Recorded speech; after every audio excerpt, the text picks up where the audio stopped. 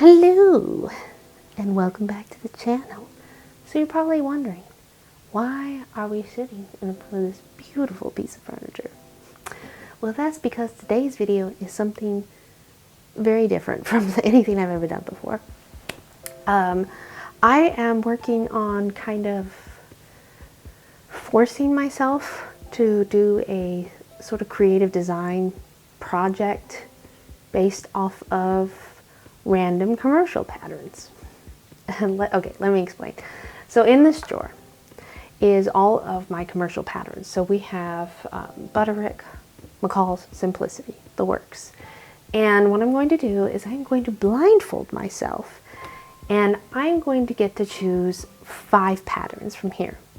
I must use 2 or 3 of the 5 patterns to make myself something, to design myself something and make something. So this is kind of a video showing, you know, to not only, I guess, as a creative design practice, but also I'm going to be showing you guys how to mesh patterns kind of together to get exactly what you want, which, especially if you're cosplaying, this is a very important kind of skill set when you're first getting into sewing. This is how I first got it really into sewing, and it's a very helpful skill set, I think, personally, to have. Now, why am I choosing so many? Because I know I'm probably going to grab stuff that's like, I may grab multiple like skirt patterns or multiple jacket patterns or male patterns, and it's not gonna be very good if it's like, oh, I got 3 jackets. So let's get started and let's see what I can get.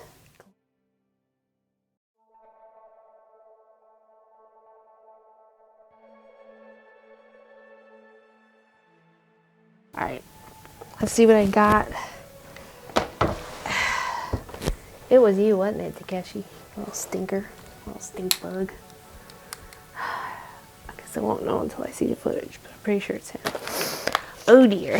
So I can already see that this is probably a no-no because it's a men's pattern, but we'll see. I'll consider it. The rest, oh no, here's one. Oh, now this is interesting. So it's like Ren Fair stays. I hate, so Ren Fair corsety stays pattern. That's a potential one that we can work with. 8916. I know what this is because I've written it. This is actually the pattern I use to help make my Bellatrix dresses. It's sort of like a haltery top. I don't know. I'll put up the pictures for you guys to see. So yes, S8916. Not super stoked about using it, but it is usable if we modify it. This is a used dress. I don't even know if there's anything in here. So this is McCall 7763, which is what I use to make my Italian Ren Fair dress. Ren Fair dress. It's okay. It is one of I can't think of her name. Angela Clayton's patterns, I think. It's not a bad pattern. I'm not saying that at all. It's just A, I've used it already on this channel before, and B, it's very high-waisted, and because of that, it doesn't look super great on me. And this is 7763, which I also have marked as Ren dress.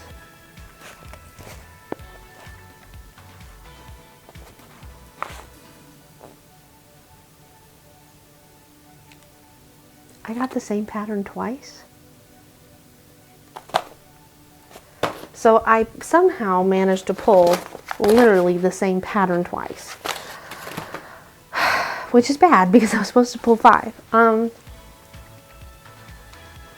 But you know what? I pulled out this, which is instructions to something. So let's see what that is. Maybe I'll force myself to use that. 7455, McCall 7455. So whatever it is, I'm going to have to use it.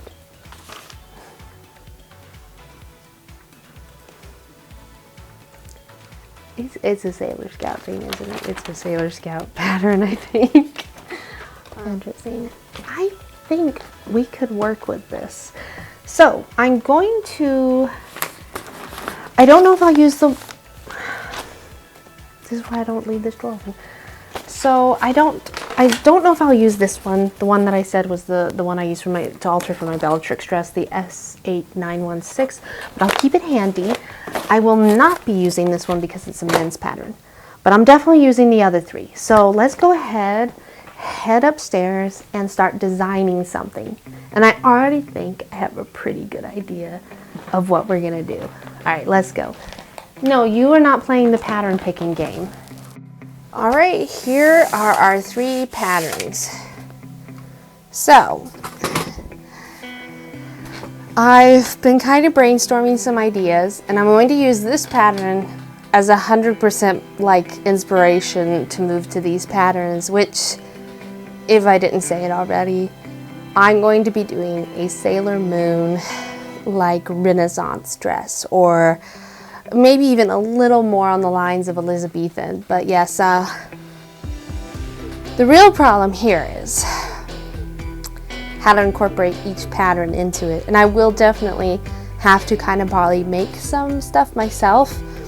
But essentially what I've decided is for M7763, which is Angela Clayton's Italian gown type style, what I'm going to use from this pattern is I want to use this little like undershirt dicky type thing here. I want to use that. I want to use part of the sleeves and the skirts.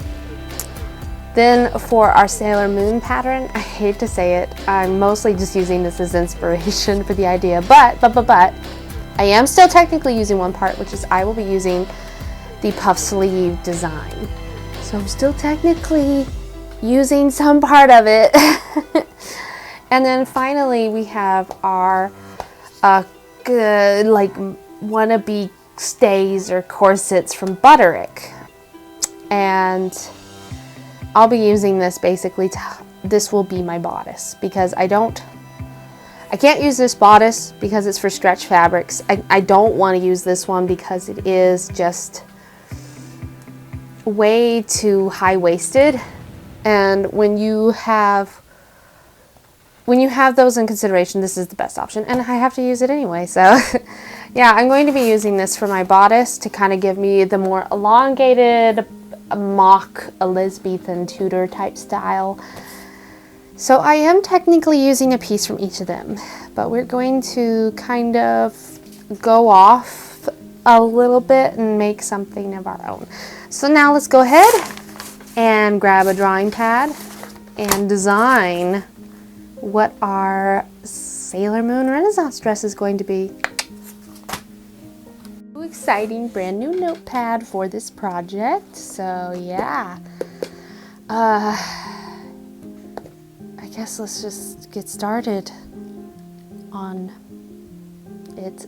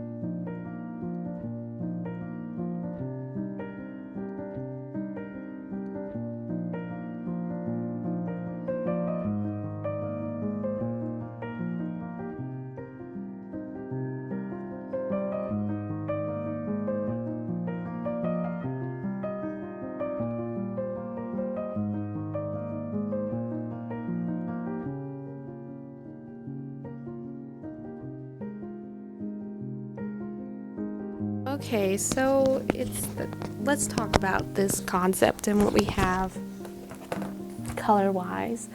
So obviously everything I didn't color, I'm kind of planning on having white.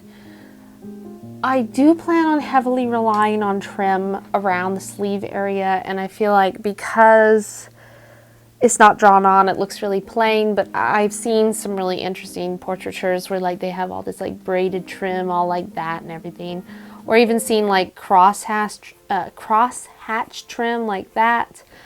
So I could do either of those, but basically this part here is I'm like emulating her sleeves, no, her gloves. So I figured they'd be white, and then we'll have the top puffy sleeve red like her gloves. And then we move on to, of course, the torso is going to be white. These are poorly drawn, but I'm going to attempt to do those really cool hip rolls that like you see off corsets sometimes. I've always wanted to try making those. I think those would be fun. And these, of course, are supposed to be the like hip sleeve, rolled sleeves, which emulates like how her sleeves, how she had the double roll sleeves, what all the Sailor Scouts did in their first, I guess, uniforms, you could say. The reason I'm going with the lace up the front is so I can have an excuse to have this red bow at the top. And then this is to emulate that little sailor piece. This will be the dicky, but it's gonna emulate her blue sailor piece. Now the skirt, I'm not 100. I know I want the overskirt to just be her classic blue and be pleated and really pretty. And maybe I'll do like some pretty embroidery along the edge of like moons. We'll see if I can make that look nice. But the underskirt, I feel very torn between. A part of me is it's because I have two fabrics I'd really like to use. One, I have a really nice pin tucked like red, which if we did do that, that would be this color scheme. And I do feel like it reads still Sailor Moon, even though it's red. Of course, it could also read super like 4th of July. So I'm like, eh. But then I have this other idea, is I've remembered I have a limited amount of this really unusual mesh fabric, which is ombre from white to a really dark blue, and all over it is stars, and it is so stupid pretty. And I'm almost thinking I might just stick with the underskirt also being the same blue as this, but with that really pretty mesh overlay on it. And I think that would be really nice, and I'm kind of leaning more to that design than the pin tucks. Because I could always use the pin tuck like here to give me that extra flare in the sleeve. Which, speaking of these sleeves, I really thought I wanted to do the really cute, I think, slash and pane sleeves, because I think they're really iconic for that time period for Renaissance. But the more I'm looking at it, the more I'm like, is this reading too Snow White? I mean, good thing that it's red, but I do worry it reads a bit too much Snow White. And maybe what I'll do to make it less Snow White is have this not blue, but white instead, because it does kind of look like a reverse Snow White. Somehow I'm gonna have a bow in the back. I'll probably just put it on the corset, but I don't feel like drawing a whole back design just to showcase a stupid bow on the butt. But yes, I will have a bow, of course.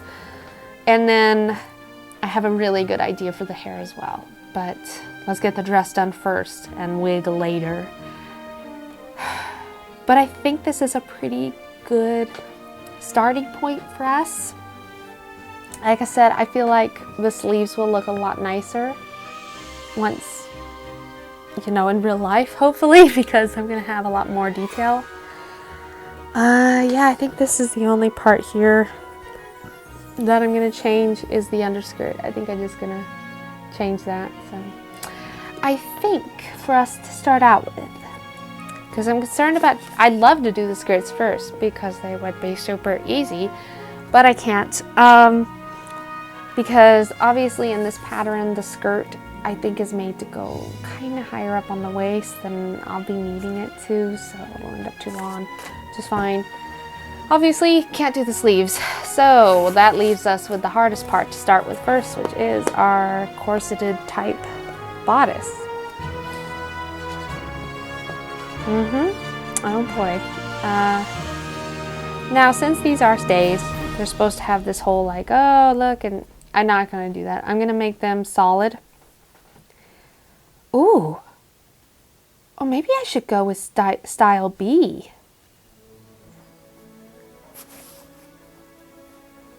Oh. Maybe I'll go with style B and then could have some color variation even in the torso area. Or do something really pretty there. Like it could be white, but have some sort of like glittery stuff on it. Just, I don't know if that makes any sense at all. Okay, I'm going to go style B because I want to do that now. And I need to cut it out. And yeah, so let's start with style B. Yay! Alright, let's talk about the main alteration that I did to the corset pattern was because I didn't want the lace-up sleeves. Yeah, whatever you want to call it, arm parts. I had to extend piece number one, which is middle front, and I had to extend it about by 3 inches, and with piece 4 I had to actually take away that 3 inches. And then we're looking at the lining, by the way. And then this is how it looks, kind of just testing out how my lovely alteration worked. As usual, I'm doing my lining first just to make sure everything fits nicely, and then we will cut everything out in the main fabric. So yeah, I'm actually going to go ahead and cut out my middle, front, and back pieces since I'm happy with that alteration I did. So I'm going to make up my lining, do a kind of a fit check, and then go over it with you guys with the main fabric. This is the fabric I've decided to use. It's actually, I believe, like upholstery grade velvet. I could be wrong, but it's very sturdy fabric, and it has like this part's not velvet and then this part is, so I think you call that like embroidery velvet. But I thought it was perfect for doing something kind of mock Tudor Renaissance. So of course that does mean the hardest part is going to be trying to match up the patterns, and I've done the best that I can with the pieces I have cut, but right now the most important pieces is 1 and 2, which is our front pieces. So I've gone ahead and I want to actually get, like, I think for my front piece I'd like to have like this really pretty floral design. So I want to grab that, get that on my middle as best as I can, my center fold, which unfortunately does mean it's slightly off there, but that's okay. And I'm gonna grab that and some pins wherever I've put my pins. Blah. Okay. So, oh, I realized that was a bit zoomed out, so you guys probably didn't see that. But yeah, so there's this really pretty part of the pattern that's like this floral piece, and I'm trying to catch that here on the edge. So yeah, I'm just gonna do the best I can. And then what I'm gonna do is, before I cut it out, I'm going to try and put like my piece 2 down. I mean my piece 1, which is the middle front.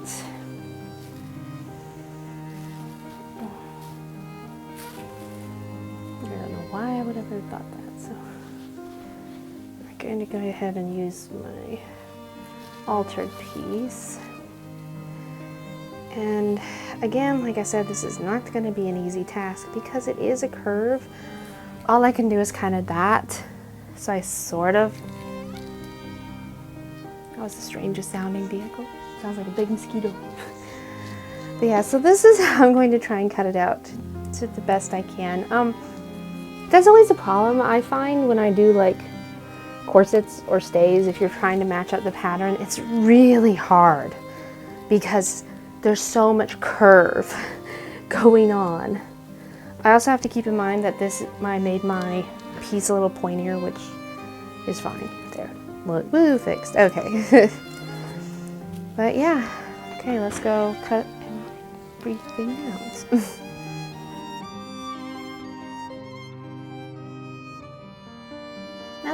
whole tremendous amount to say about putting the pieces together. I did my lining first and it seemed like a good fit. So I'm gonna, so I went ahead and just kind of cut everything out as normal.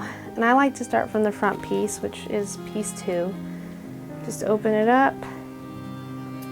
And yeah, just very slowly go along, connecting each piece, basing, follow the notches on your pattern to make sure that it matches up.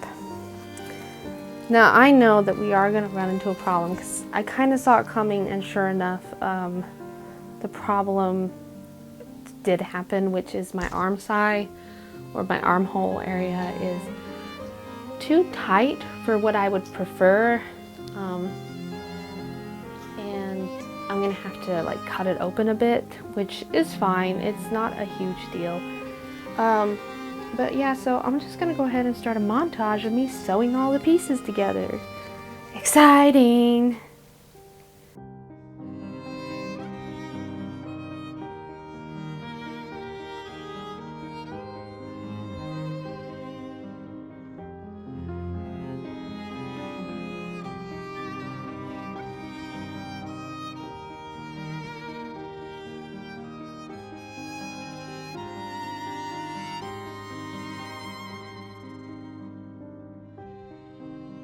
Now that I have my lining and my fashion fabric all sewn up, it's now time to press open the seams, which is extra important on the lining, though also important on the other side, because on some of the seam allowances we will be putting boning channels.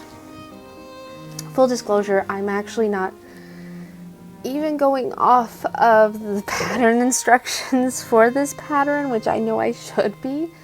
But I know what I want to do with this, and I did read over it once, and I'm like, this is kind of what I'm used to dealing with, so I didn't really feel the need to, like, oh yeah, I gotta open up the pattern book and, step by step, like, not for this. I know what I wanted to do. I know I am using the pattern, which was the rule, so...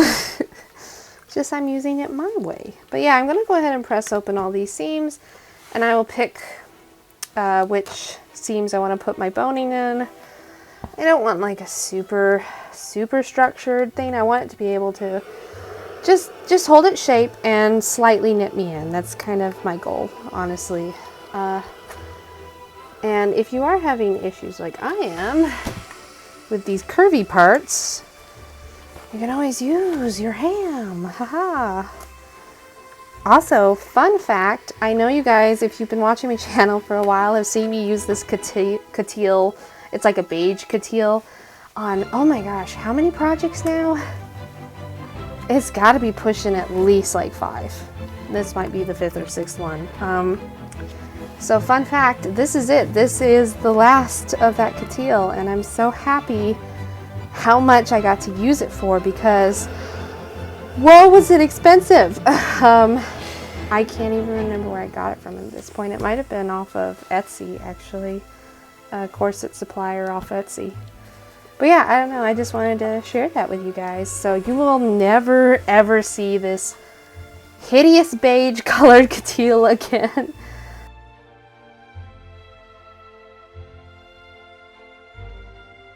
So I didn't want to do an incredibly, massively amazing job of doing boning. I basically just used ridgeline sew-in boning for most of it, except for this big one in the middle I made to be more like a busk. And I used a really thick boning, like an inch, and I think it's like an inch boning that I used. It was like the last that I had. So yeah, I just did it in most of the seams, except for like these ones that come up here, because I find that that's where sometimes boning can get into me. And the great thing about me using ridgeline is I don't have to worry about sewing into it. I don't have to worry if I have to cut my arm size a bit more. I just don't have to worry about it. So yeah, now we're ready to sew our lining to our fashion fabric. And I'm gonna do this my way. I don't want to have a binding, I don't want to have the need, I should say, to have a binding on the bottom and the side. So I'm actually going to sew it so that it connects on the side and all along the bottom. The reason I'm doing this is so if I do my hip rolls, I don't have to worry about it, you know, being too thick down there. And then I only really have to concern myself with the binding along the neckline. So yeah.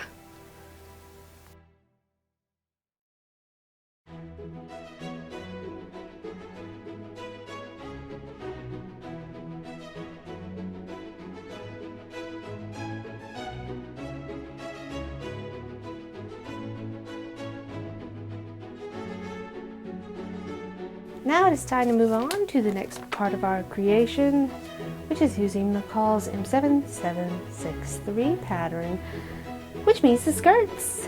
Yay!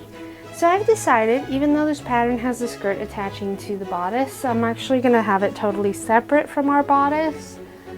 I just feel like it'd be a lot easier to handle. Now, much like the sketch here, without the pin on it, the main layer is going to be a nice dark blue, and I have this beautiful, like, Royal Navy blue. Maybe it's a little lighter than that. Blue. And I think it's going to be absolutely perfect for what we need, and I've got a load of it, so I'm not worried about running out. And I may even have to use some for the back of the underskirt, which will be something special. I had talked about making it red, so ignore the sketch for now, because instead I want to use a very special fabric.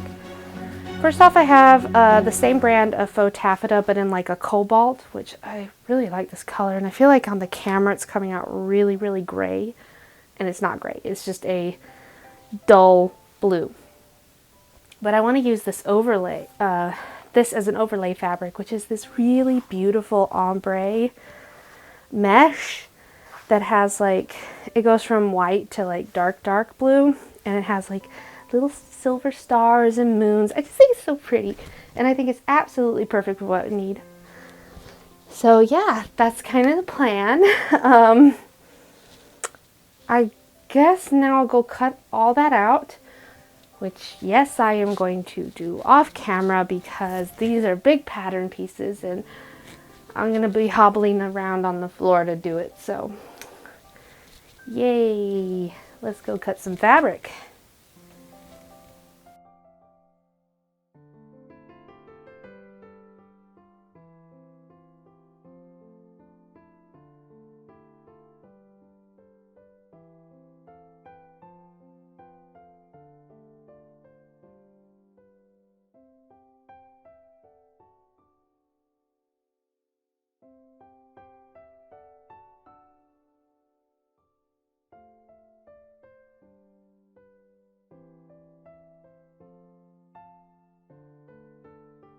Alright, so I got everything put together as you saw, and if you want me to go over it more in detail, I actually did a whole video where I followed the pattern very true. And I'll link that, of course, up somewhere in the top corner. Because yeah, I did a whole Italian gown based off of this pattern. Right now I'm just using this pattern to get the skirt, and even then we'll be making some modifications, which I'm going over right now. So I have a waistband. This is my front piece. Now normally in the pattern, this should have been a whole skirt of its own, and the other piece would have attached to the bodice. But since we did a corset bodice, that's not going to work, especially because I don't want it to be too solid of a dress. So instead, what I want to do is I'm going to have just the front panel, and then we're going to make it look like it's two separate pieces of skirt, if that makes sense. To make this look like a fake underskirt, what I'm going to have to do is I take my side. Ooh, what's the top? Wow, I'm on a roll today. Okay. I can't see. Ah! So I take my top. And what you have to kind of do is I have to figure out just exactly I hope you guys can see this. I am very sorry if this is confusing because it's confusing me, obviously. So I have to figure out how much of my fake underskirt I want to show. So I think I'll have it overlap just by about, if I had a measuring tape around, it looks like it's about 3 inches. I'll obviously double check this, but yeah, so I'm gonna have the overlap right there.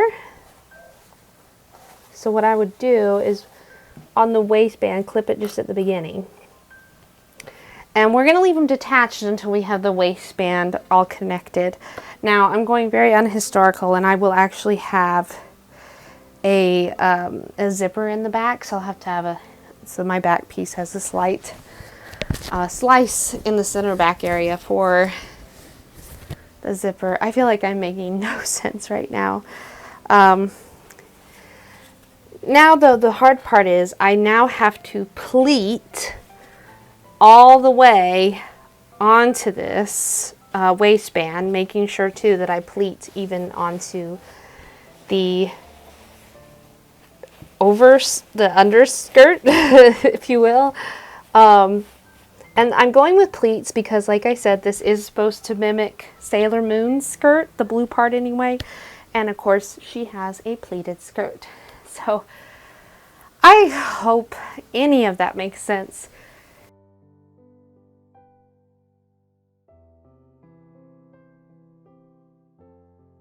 Sleeve time!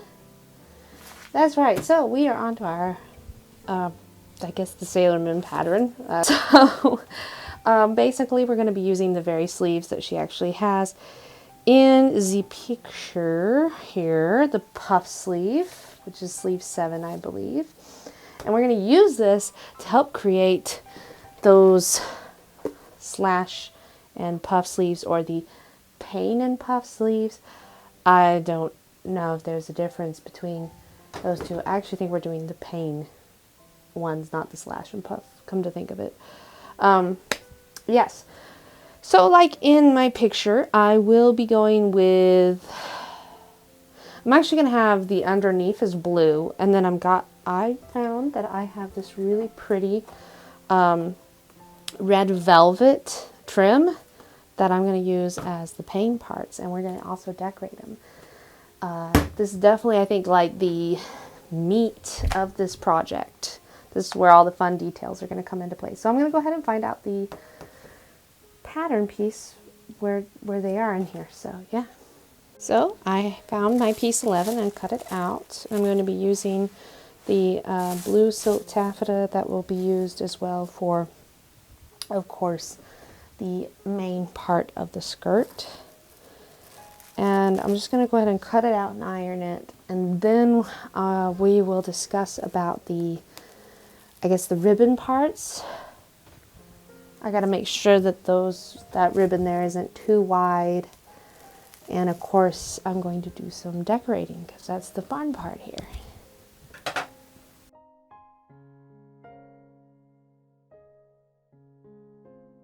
Alright, so I've gone and ironed them, and as I said, I'm going to take a look now and see what I think about using this. Let's take a look at it. I didn't realize this was actually wired edge, but I think that's fine, and it may even be better. But yeah, let's see. So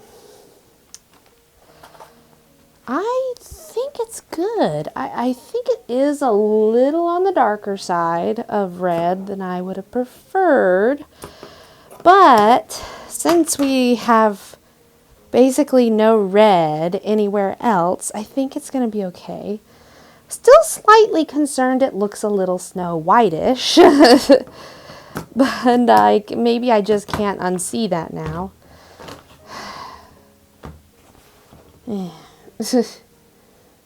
Maybe,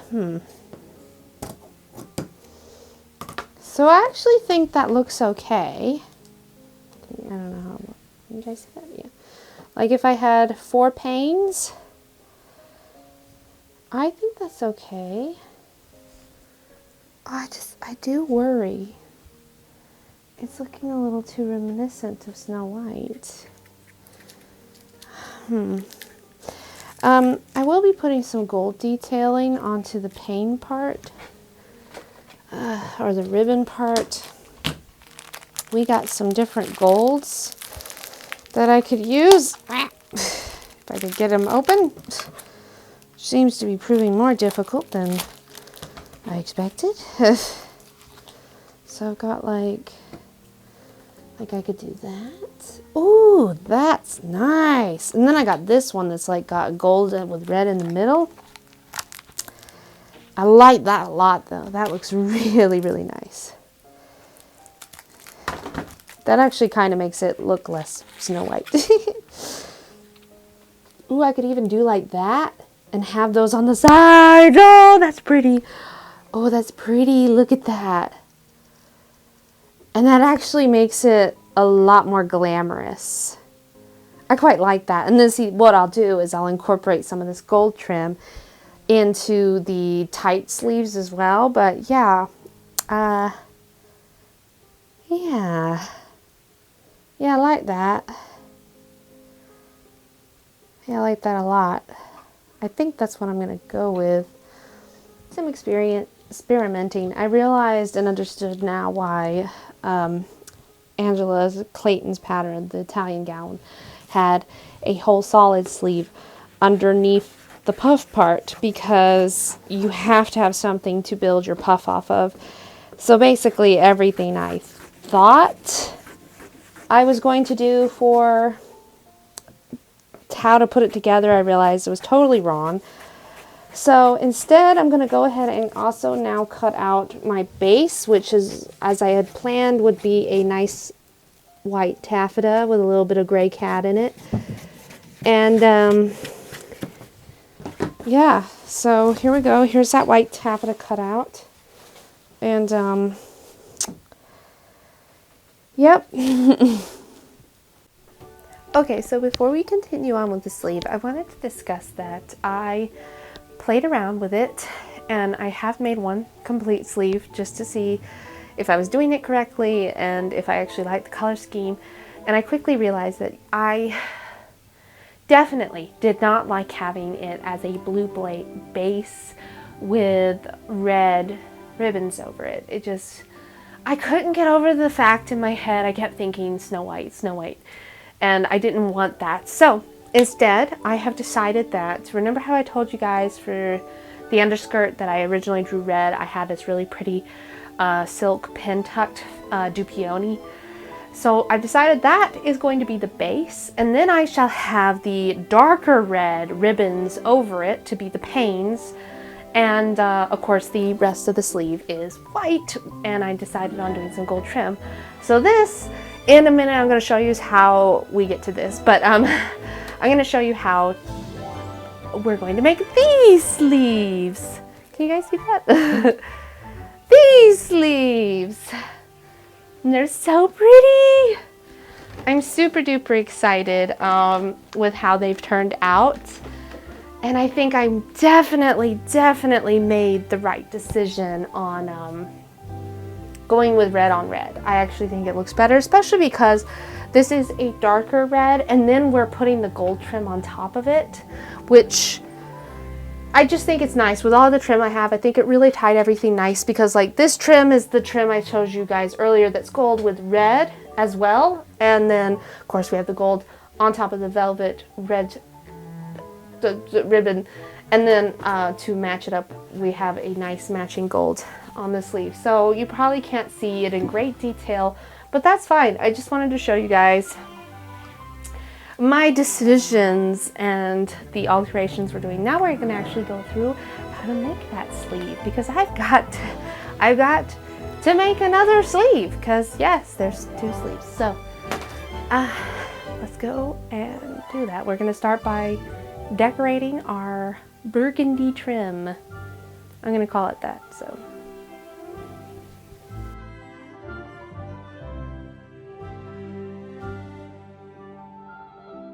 now that we have our lovely trim right over there all set up, it's time to talk about the actual core of the sleeve, which is the two sleeve pieces. So I used piece 11 from our Yaya Han Sailor Scout pattern, of course. Now this white piece is actually going back to that Italian gown and using piece 16 for the whole sleeve. Now, I knew that she had done that as well to go on underneath a puff sleeve, and I didn't quite understand why that was necessary, but I do realize now why it is necessary. You must have, I hate saying you must have, but it is better to have your puff sleeve basically be sewn on to a structured full sleeve. So yeah, I'm just mostly going to follow the pattern, so there's really nothing, well, I guess there's not much to follow for that part, but yeah, just I'm going to go ahead and completely gather from here and from there. So once that's gathered, then we'll talk about actually attaching it to the base sleeve before we can do all the fun dressings. See, this is why off camera I did one of the sleeves so I would know what I was sort of talking about.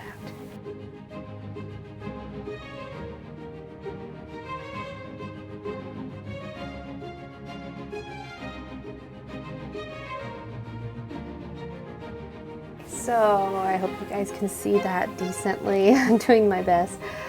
This is the top of that base, and here is of course our lovely puffed sleeve now.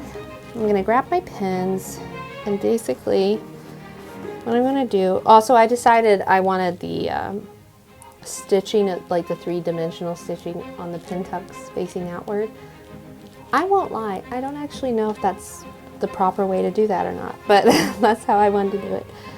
Oh, I also wanted to state that with this piece, the white piece for 16, I cut that pattern piece out in my proper size, but it's still too tight. Not by much, but it is still too tight.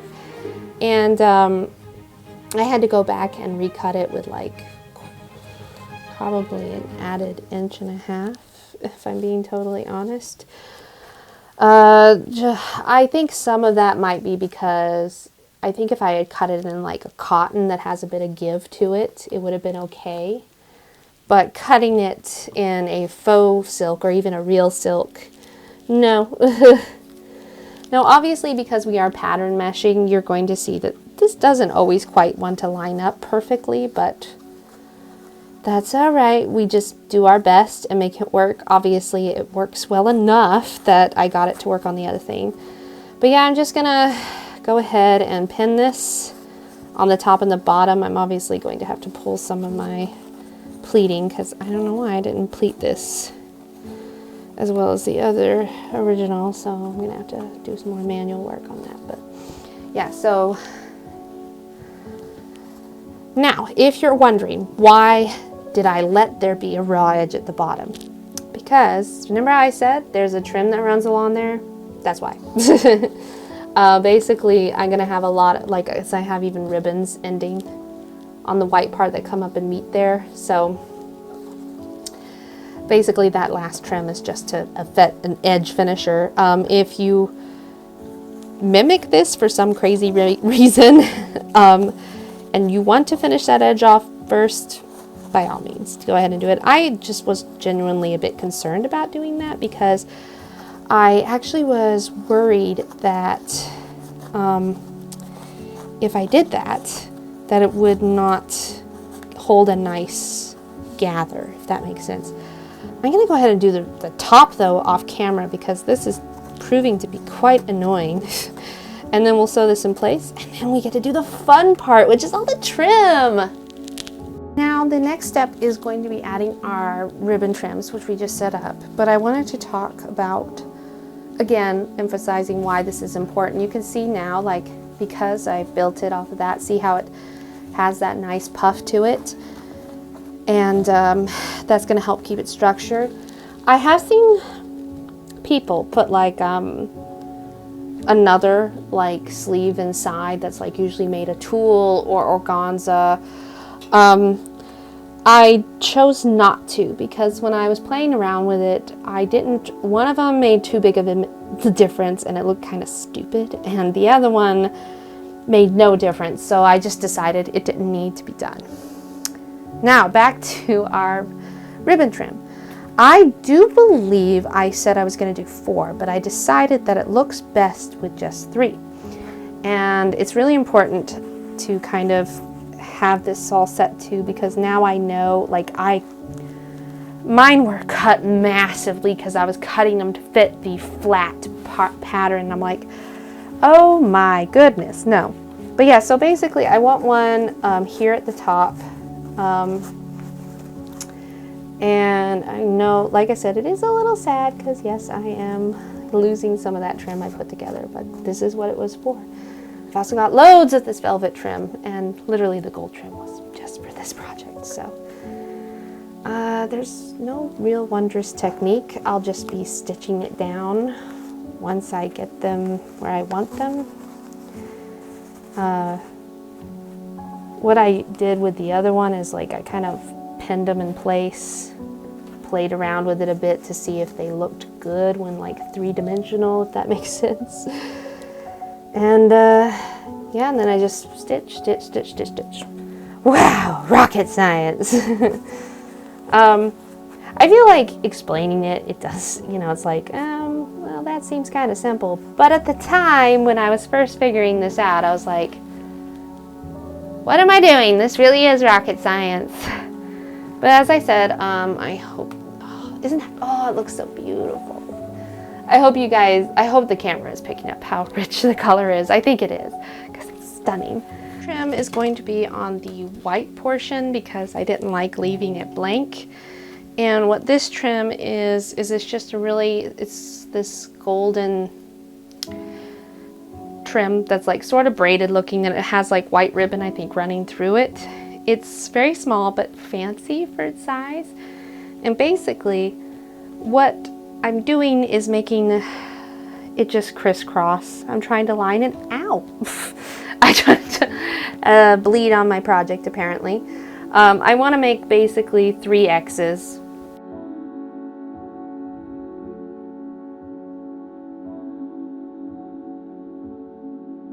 Okay, now we're going to be attaching it to our bodice, and theoretically this should go fairly easy, fingers crossed. Of course, the fear is always the fact that we are attaching sleeves that are from 2 different patterns too, to a 3rd pattern's bodice. So this will be interesting. There really, hopefully, shouldn't be anything too crazy about it. Hopefully it's just gonna go very easy and it'll be like, yay!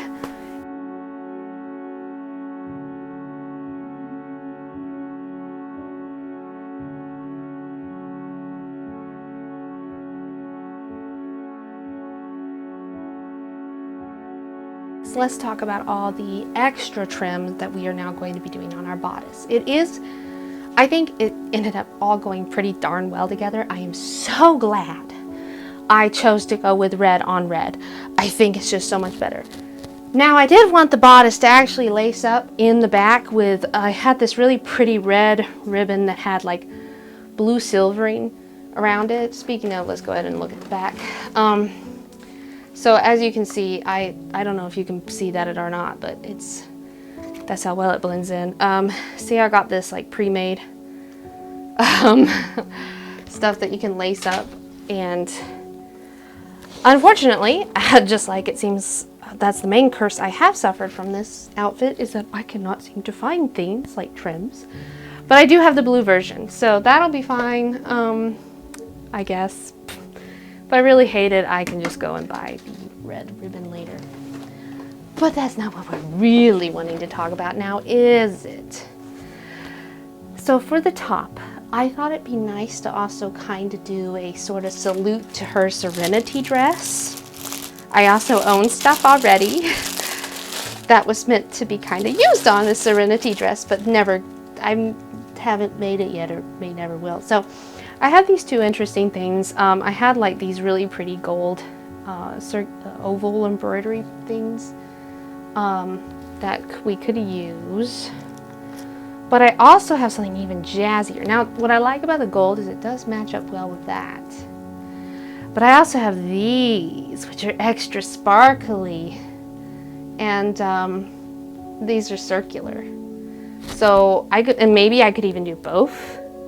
Kind of gives me some ideas to work with.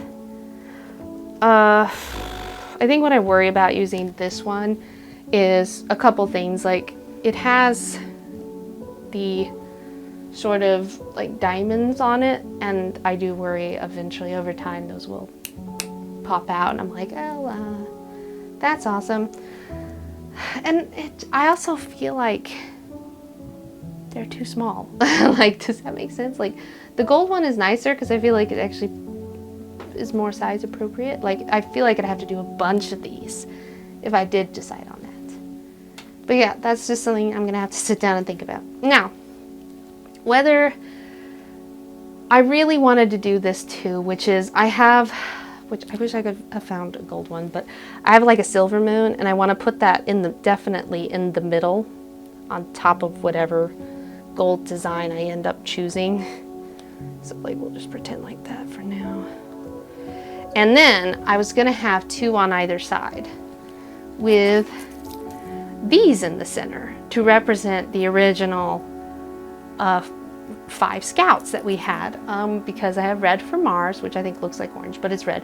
We have blue for Mercury, orange for Venus, and green for Jupiter. So I thought that would be just a really fun little thing to do, is doing, oh wait, no, that's not the moon I was getting. That's right, I went to the store and picked up a different moon because I didn't like that option, which fits in with the jeweled theme, because this moon is gold, and again, has like those core colors. It has a couple extra, but that's okay.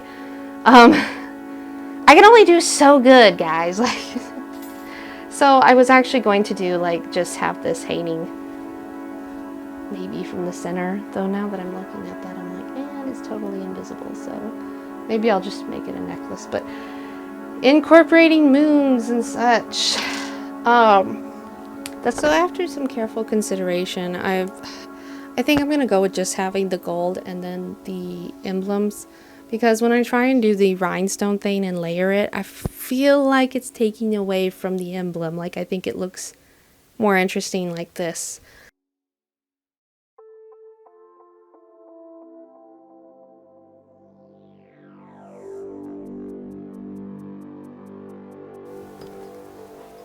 So that was pretty much the extent that I could do on the actual sewing machine, which I am glad I was able to do that. So now it's just up to loads and loads and loads of hand sewing. Yep, I got a lot of work to do. Okay, so as you can see, we have the dress form completely nude, because we are now going to be doing the partlet, which is the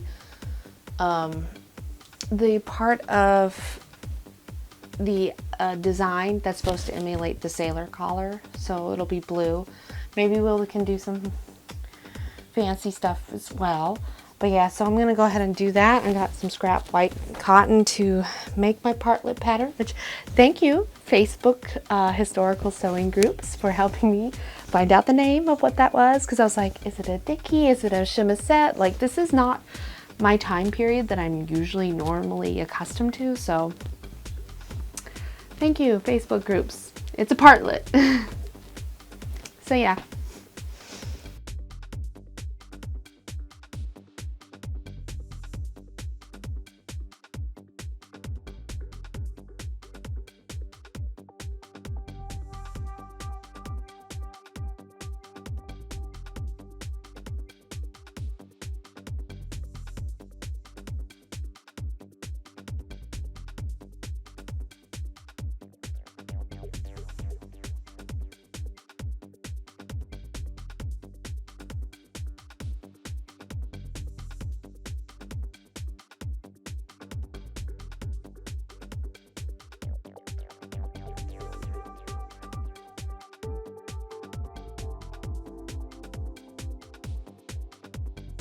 I went ahead and I cut my pieces out and have ironed them and gone ahead and done the boring sewing, which is sewing up my back seam there.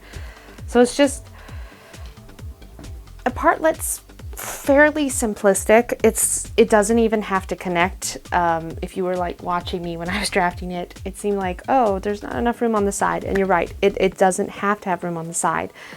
I don't even have to really cut this, and I could even technically cut it off, because the way a partlet is supposed to be connected is just here at our shoulder seam, and then underneath it'll be held in together, which you'll see I'm going to put a drawstring in, and it'll tie on the sides. And so in truth, I may leave that though, actually, because the back of my bodice is, I don't know, it may cause problems. I may have to cut that down, actually. Like maybe if I just cut it like that, that'll actually be a bit better. Because what I'm worried about is like when I pull the drawstring, that'll poke out funny. So next step is to connect the shoulder seam. And then from there, it's just finishing off the edges. And then I'll show you guys, we're gonna make our drawstring channel, much like any other channel. I'll just fold up, and then we'll feed our drawstrings through, and then. So I went ahead and I edge finished all of my, well, edges, and then did a very small hem. As you can see, the bottom though is still not done. And what I'm gonna do is just make the channels probably about like, you know, this wide, and that'll be plenty to feed my cording through. What do you think, Willow? He doesn't know. He just wants cuddles. Look at them.